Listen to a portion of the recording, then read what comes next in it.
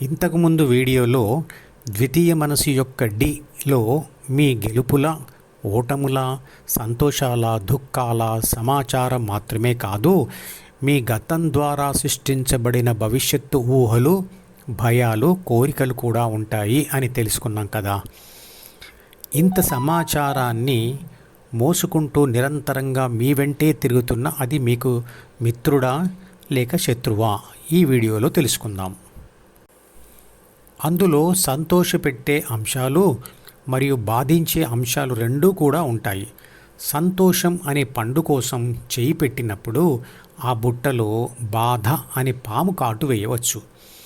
D మీద ప్రాపంచిక ఆత్మశక్తి అంటే చిత్రపటంలో చూపించిన ఏబిసి ధ్యాస పెట్టనప్పుడు అది ఒక శక్తి లేని నిర్లిప్త మనోపుస్తకం మాత్రమే, లేదా విద్యుత్ శక్తి ఇవ్వని బల్బు లాంటిదే.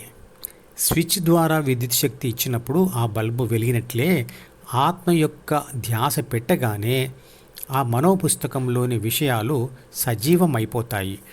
ఆ విషయాలు ప్రాపంచిక ఆత్మకు బాధించే లేదా సంతోషపెట్టే ఉత్తేజాన్ని కలిగిస్తాయి. అంటే ప్రాపంచిక ఆత్మ చదివిన విషయాలను బట్టి డి అతనికి శత్రువు కానీ మిత్రుడు కానీ అవుతుంది. డిలోని సమాజం ఒప్పుకున్న కోరికలు మరియు అనుభవాలు మరియు ప్రాపంచిక గెలుపులకు అవసరమయ్యే సమాచారం మరియు సూచనలు మాత్రమే ప్రాపంచిక ఆత్మ చదివినప్పుడు అది మీకు మిత్రుడు. ఏబిసి డిలోని ధ్యాన కోరిక కోరుకుంటే అది మీకు మరింత ఆప్తమిత్రుడు అవుతుంది. ఏబిసి లేదా ప్రాపంచిక ఆత్మ అంటే ఎవరో కాదు, అది మీరే. కానీ సమాజం ఒప్పుకోని అంటే తప్పు అంటున్న భావాలు, అనుభవాలు, ఉద్వేగాలు, కోరికలు, తనకు హాని కలిగించేవి ప్రాపంచిక ఆత్మ కోరుకుంటూ ఉన్నా లేదా అది చేసే ప్రయత్నాలకు ప్రకృతి సహకరించక కలిగిన గత పరాజయాలు, పరాభవాలు, కష్టాలు, నష్టాలు, వీగిపోయిన బంధాలు, వాటితో ఏర్పడే ఉద్వేగాలు, వాటికి సంబంధించిన సమాచారం మరియు సూచనలన్నీ చదువుతూ ఉంటే అది మీకు శత్రువు. అంతేకాదు, గతం వలన ఏర్పడే భవిష్యత్తు భయాలు, ఊహలు చదివినా కూడా అది మీకు శత్రువు అవుతుంది. మనసు అనే బుట్టలో పండ్లు మాత్రమే కాదు, పాములు కూడా ఉంటాయి అని అర్థమైంది కదా. పండు కోసం చేయి పెడితే పాము కాటేయవచ్చు. ఏదో చూద్దామనుకుని తెరిచిన ఫోటో ఆల్బమ్ లాంటి మనోపుస్తకంలో యాక్సిడెంట్లో చనిపోయిన కొడుకు ఫోటో కనపడితే ఆ తల్లికి ఎలా ఉంటుంది? అలాగే మనిషికి డి అనేది మిత్రుడా లేదా శత్రువా అని అడిగే బదులుగా డిని చదువుతున్న ప్రాథమిక మనసు మరియు అహంలతో కూడిన ఆత్మశక్తి అంటే ప్రాపంచిక ఆత్మ మీకు మిత్రుడా లేదా శత్రువా అని అడిగితే సరిగ్గా ఉంటుంది. ఇంట్లో ఉండే విద్యుత్ శక్తి మనిషికి మిత్రుడా లేదా శత్రువా అని అడిగితే మీరు ఏమంటారు? విద్యుత్ శక్తి యొక్క రూల్స్ చదివి వాటిని పాటిస్తూ దానిని ఉపయోగించుకుంటూ ఉంటే అది మిత్రుడు, దాని రూల్స్ పాటించకపోతే అది శత్రువు అంటారు, అవునా? అలాగే ఆత్మశక్తి మీకు మిత్రుడా లేక శత్రువా అని తెలుసుకోవాలంటే మధుపదం యూట్యూబ్ ఛానల్లో సుమారుగా 340 వీడియోలతో వివరించిన ఆత్మశాస్త్రంను సంపూర్ణంగా విని అర్థం చేసుకోవాల్సిందే. పరిశుద్ధమైన ఆత్మ మీకు ఎల్లప్పుడూ మిత్రుడే. కానీ పరిశుద్ధమైన ఆత్మశక్తి అంటే బిని అంటే ప్రాథమిక మనసును చదవడంతోనే అది ఏను సమస్యల ప్రపంచంలోకి తోసివేసినట్లే అవుతుంది. దానికి తోడుగా మరిన్ని సమస్యలు తెచ్చిపెట్టే సి అంటే అహం కూడా దానికి కలుస్తుంది. ఈ ఇద్దరు శత్రువులతో కలిసిన పరిశుద్ధమైన ఆత్మశక్తి అంటే ప్రాపంచిక ఆత్మ మరిన్ని సమస్యలు తెచ్చిపెట్టే డిలోని కోరికలతో కలిస్తే అప్పుడు ఒక వింత విషయం తెలుస్తుంది.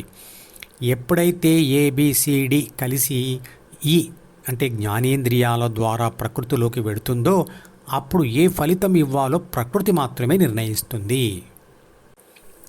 గెలిస్తే ఏ అంటే ఆత్మకు నష్టం, ఓడిపోతే ఏ అంటే ఆత్మకు లాభం.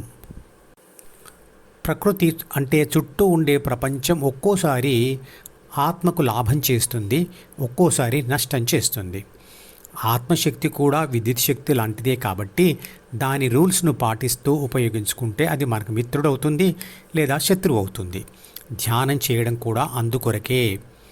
డిలోని చెడును గుర్తించి దానిని ముట్టుకోకుండా మంచిని మాత్రమే చదువుతూ ఉంటే కష్టాలు, నష్టాలు, బాధలు తగ్గుతాయి కదా. కానీ రెండూ కలిసి ఉన్న దాని నుండి బాగా అలవాటు పడిన దానినే పట్టుకోవడం జరుగుతుంది. కాబట్టి మంచిని మాత్రమే పట్టుకుంటాననడం సాధ్యం కాని విషయం. కొన్ని బలహీనమైన క్షణాలలో, అంటే ప్రకృతి అనుకూలంగా ఉన్నప్పుడు 6 గుణాల ప్రేరేపణతో చెడు కూడా చేయాలనిపిస్తుంది. మరేం చేయాలి? అవసరమైనప్పుడు విద్యుత్ బోర్డులోని స్విచ్లను ఆన్ చేసుకొని ఆ స్విచ్లను సంధానించిన విద్యుత్ పరికరాలను ఉపయోగించుకుంటాము. ఏదైనా అపాయకర పరిస్థితి వచ్చినప్పుడు వెంటనే వాటిని ఆఫ్ చేసుకొని ఆ పరిస్థితిని దాటిన తర్వాత మళ్ళీ ఎలా ఆన్ చేసుకుంటామో అలాగే విషాదం కలిగినప్పుడు ప్రాపంచిక ఆత్మధ్యాసను డి నుండి ఆఫ్ చేసి హృదయం మీదికి ఆన్ చేయాలి. అవసరం వచ్చినప్పుడు హృదయం నుండి ఆఫ్ చేసి డి వైపుకు ఆన్ చేసుకోవచ్చు. డిలో చెడు ఆలోచన రాగానే ప్రాపంచిక ఆత్మ అనే స్విచ్ని దాని నుండి ఆఫ్ చేసి హృదయం వైపు వేసినప్పుడు ఆ చెడు ఆలోచన వాడకపోవడం వల్ల అది నశిస్తుంది. గాఢ నిద్ర నుండి లేవగానే ప్రాపంచిక ఆత్మను డి వైపు ఆన్ చేయడం మాత్రమే మనకు తెలుసు. కానీ దానిని డి నుండి ఆఫ్ చేసి హృదయం వైపు ఆన్ చేయడం తెలియదు. ఎందుకంటే డీని ఆఫ్ చేసే స్విచ్ మరియు హృదయంను ఆన్ చేసే స్విచ్ ఎక్కడుందో తెలియదు కాబట్టి. నిజానికి ప్రాపంచిక ఆత్మ ధ్యాస అనే ఒకే స్విచ్కి 2 స్థానాలు ఉన్నాయి.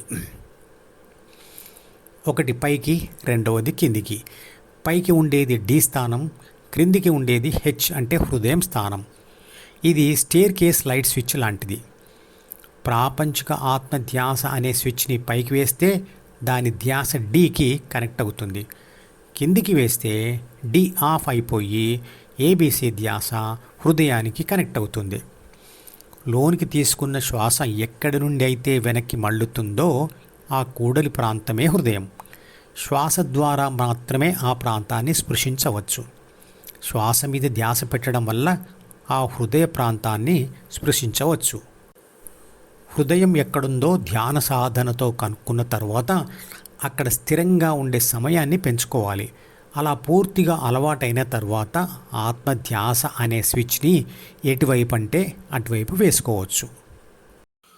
ఈ ఛానల్కి సబ్స్క్రైబ్ చేస్తే మీకు మాత్రమే క్రమం తప్పకుండా అన్ని వీడియోలు చూసే అవకాశం ఉంటుంది.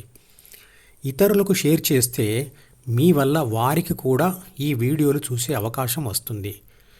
లైక్ చేస్తే యూట్యూబ్ మేనేజ్మెంట్ మరికొందరికి ఈ వీడియోలను చూసే అవకాశం ఇస్తుంది. మీరు సబ్స్క్రైబ్, షేర్ మరియు లైక్ కూడా చేస్తే ఎక్కువ మందికి ధ్యానం గురించి తెలిసి సనాతన ధర్మాన్ని వ్యాపింపచేసి దానిని కాపాడే ప్రయత్నం చేస్తారు. ధర్మో రక్షతి రక్షితః.